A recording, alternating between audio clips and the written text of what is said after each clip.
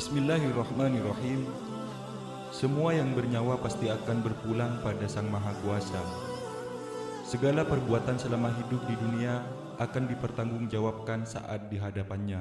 Golongan orang-orang yang taat kepada Allah akan berada pada kondisi terbaik, sementara yang sebaliknya akan mendapat keadaan paling buruk. Misalnya, ketika kita sudah sampai di alam kubur, seseorang yang semasa hidupnya selalu berbuat kebaikan dan senantiasa bermunajat kepada Allah akan dilampangkan kuburnya. Sebaliknya, golongan orang-orang kufur mendapat siksa kubur. Sebagai umat Islam, tentu tidak ingin mengalami yang namanya disiksa di alam kubur. Oleh karena itu, cobalah menunaikan amalan-amalan supaya terhindar dari siksa kubur.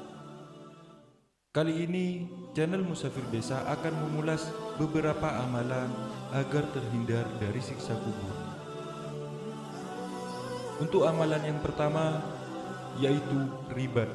Artinya adalah orang-orang yang senantiasa menjaga dirinya sendiri dalam ketaatan, seperti menjaga sholat dan selalu membaca Al-Quran.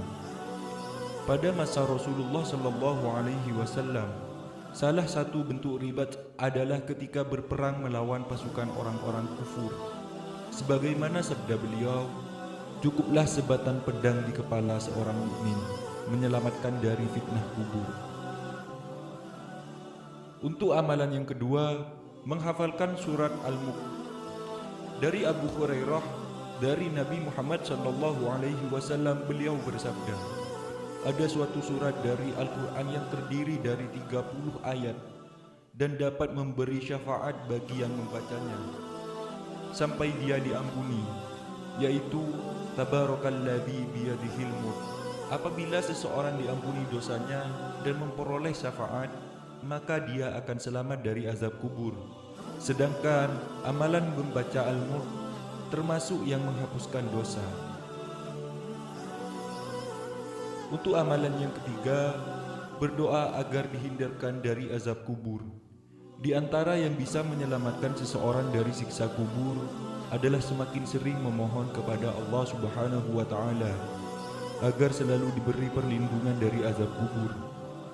Oleh karena itulah Rasulullah SAW menyuruh kita untuk memohon perlindungan kepada Allah Subhanahu wa Ta'ala dari 4 hal. Saat kita duduk tasyahud dalam solat, kita dianjurkan untuk mengucapkan doa, wahai Allah, aku memohon perlindungan kepadamu dari azab neraka jahanam. Aku memohon perlindungan kepadamu dari azab kubur. Aku memohon perlindungan kepadamu dari fitnah Dajjal. Dan aku memohon perlindungan kepadamu dari fitnah dalam kehidupan dunia dan fitnah setelah kematian datang. Hadis riwayat Al-Bukhari.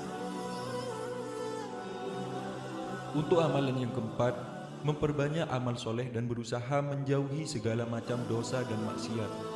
Amal soleh serta menjauhi segala macam dosa bisa menyelamatkan seseorang dari azab kubur. Keduanya yang menjadikan seseorang mampu menjawab pertanyaan-pertanyaan malaikat saat di alam kuburnya.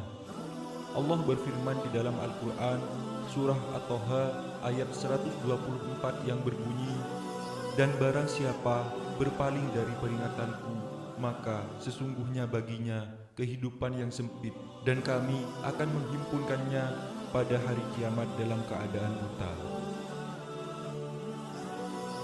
Semoga bisa bermanfaat untuk umat muslim semuanya.